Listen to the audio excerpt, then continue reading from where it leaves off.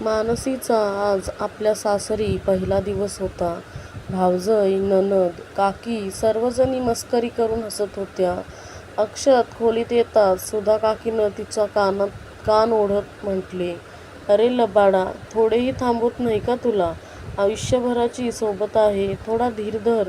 मानसीने बघितले की सर्वजण थट्टामस्करी करत होते, मात्र अक्षतची आई म्हणजेच मानसीची सासू माधुरीच्या चेहऱ्यावर कुठलेच भाव नव्हते. महागडे कपडे आणि दागदागिने घालूनही ती अतिशय सर्वसाधारण दिसत होती.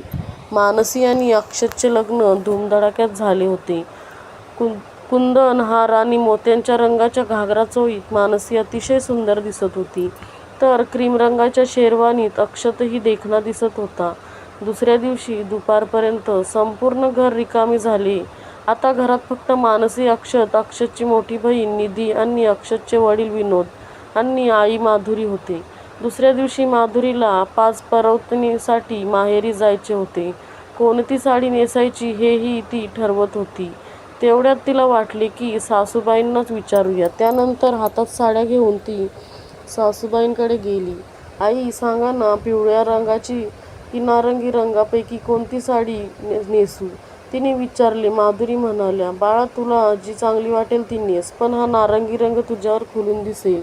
तितक्यात विनोद रागाने म्हणाले, "तू तर अडाणीच राहिलीस. डोळ्यांना खुपणारा हा रंग थंडीत चांगला वाटतो, एप्रिल महिन्यात नाही." माधुरी एकदम गप्प बसल्या. विनोद म्हणाले, "माधुरी बाळा, तू निधीताईला विचार." मानसीला आपल्या सासऱ्याचे सासूबाईंशी असे वागणे अजिबात आवडले नाही. सोबतच तिला अशी भीतीही वाटू लागली की अक्षतचा स्वभावही त्याच्या वडिलांसारखाच असला तर काय करायचे? शेवटी मुलामध्ये वडिलांचे थोडेफार गुण असतातच. दुसऱ्या दिवशी मानसी पिवळ्या रंगाची शिफॉनची साडी नेसून गेली.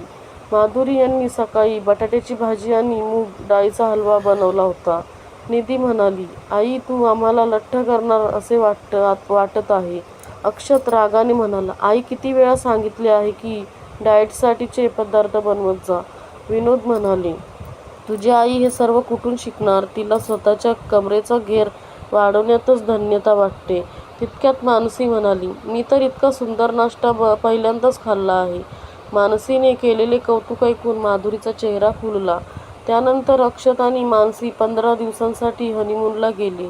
त्यावेळी माधुरीच्या असे लक्षात आले की अक्षतच्या घरून एकतर त्यांचे वडील किंवा बहीणच फोन करतात. अक्षत आणि मानसी गोव्याहून परत आले तेव्हा निधीताई तिच्या सासरी निघून गेली होती. मानसीने गोव्याहून आणलेले भेटवस्तू सासूबाईंना दाखवल्या.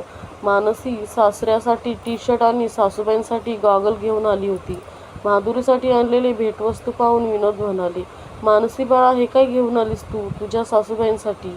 माधुरीने गॉगल कधीच घातलेला नाही. इतकी वर्ष शहरात राहूनही ती थोडीशी बदललेली नाही.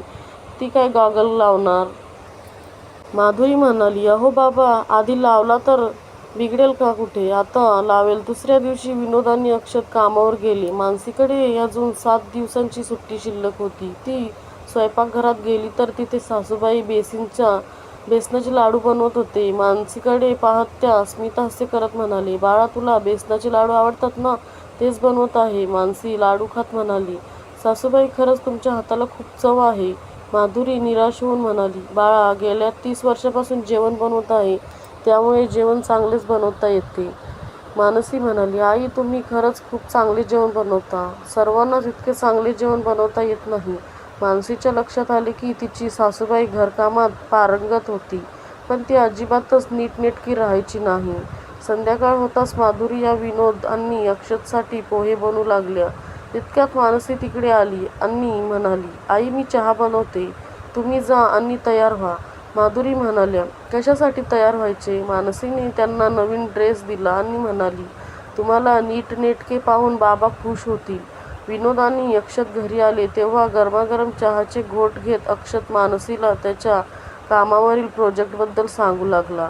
विनोद यांनी माधुरीकडे एक तिरपा कटाक्ष टाकला आणि टोमणा मारत म्हणाले, "माधुरी, मीही तुझ्यासोबत कामावरील प्रोजेक्टबद्दल चर्चा करू शकलो असतो तर किती बरे झाले असते." माधुरी डोळ्यातील अश्रू लपवत स्वयंपाकघरात गेल्या. कपडे बदलताना विचार करू लागल्या की विनोद यांनी आतापर्यंत कधीच तिला पत्नीचा सन्मान दिला नव्हता. सतत तिला अडाणी म्हणायचे. त्यामुळे आपण पदव्युत्तर शिक्षण घेतले आहे याचाही माधुरी यांना विसर पडला होता. रात्री मानसीला राहवले नाही. तिने अक्षतला विचारले, बाबा सतत आईचा अपमान का करतात? अगं बाबा खूप हुशार आहेत आणि आई बावळटपणासारखी वागते, त्यामुळे बाबा तिच्याशी असे वागतात, अक्षतने सांगितले. नंतर मानसीला मिठीत घेत म्हणाला की प्रत्येकजण माझ्यासारखा नशीबवान नसतो की त्याला तुझ्यासारखी हुशार आणि सुंदर पत्नी मिळेल. दुसऱ्या दिवशी जेव्हा माधुरी आणि मानसी एकट्या होत्या तेव्हा माधुरी म्हणाली, आई तुम्हाला वाईट वाटणार नसेल तर एक विचारू का? तुम्ही बाबांची प्रत्येक गोष्ट का ऐकता? माधुरी म्हणाल्या, बाळा मी तुझ्यासारखे हुशार आणि सुंदर नाही, शिवाय स्वतःच्या पायावर उभी नाही.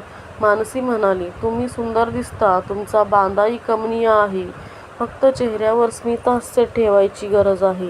माधुरी म्हणाल्या, उगाच मस्करी करू नकोस. माझी सासू, नणद, भावजय इतकेच नाही तर माझे मुलंही मला अडाणी समजतात. मानसी म्हणाली, आई तुम्हाला असे वाटते कारण तुम्ही तसा विचार करता. तुम्ही जसा तुमच्याबद्दल विचार कराल तसंच दुसरेही करणार. रात्री जेवताना मानसीने विनोद यांना विचारले की बाबा आपल्या आई खूप छान जेवण करतात, आपण त्यांना एखादा व्यवसाय सुरू करून दिला तर? विनोद हसत म्हणाले, बाळा आजचे जग सादरीकरणाचे आहे.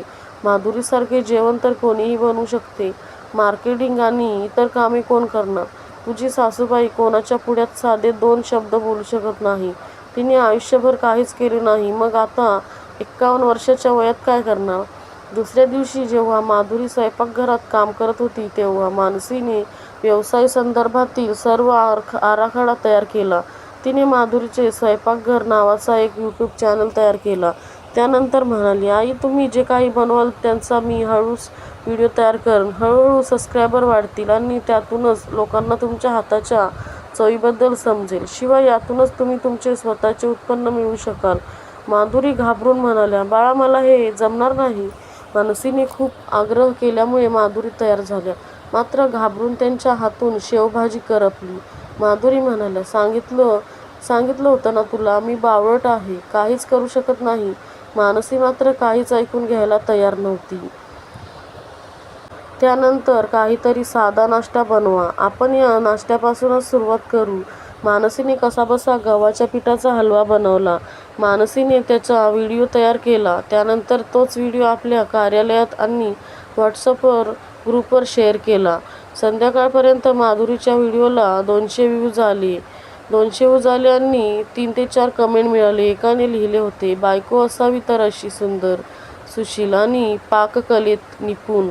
मानसीने सांगितले, बघा आई कितीतरी लोकांना तुम्ही बनवलेला नाश्ता आवडला. दुसऱ्या दिवशी माधुरी स्वतःच पदार्थ बनवण्यासाठी तयार झाल्या. या नवीन व्हिडिओमध्ये त्यांच्या चेहऱ्यावर पहिल्यापेक्षा जास्त आत्मविश्वास दिसत होता.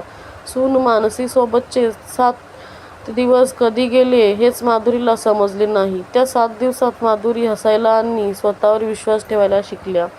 मानसी कार्यालयात जायची तयारी करत होती. माधुरी तिच्या खोलीत आल्या आणि म्हणाल्या, बाळा आता त्या चॅनलचे काय होणार? मानसी म्हणाली, आई आपण दररोज संध्याकाळी एक व्हिडिओ बनवूया.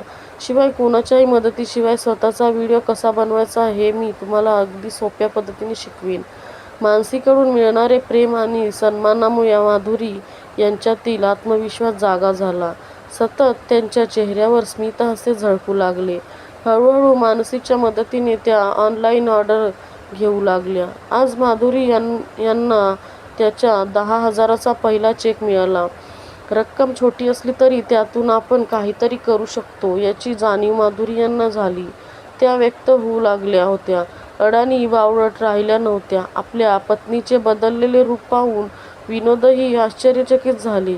अक्षत म्हणाला, आई 7 दिवसात सुनेने तुझा कायापालट करून टाकला. मानसी म्हणाली, हुशार त्या आधीपासूनच होत्या, फक्त त्यांच्यातील आत्मविश्वास जागा करण्याची गरज होती. माधुरी मात्र सर्वांच्या बोलण्याकडे दुर्लक्ष करत एक नवीन पदार्थ तयार करण्याच्या तयारीला लागल्या होत्या.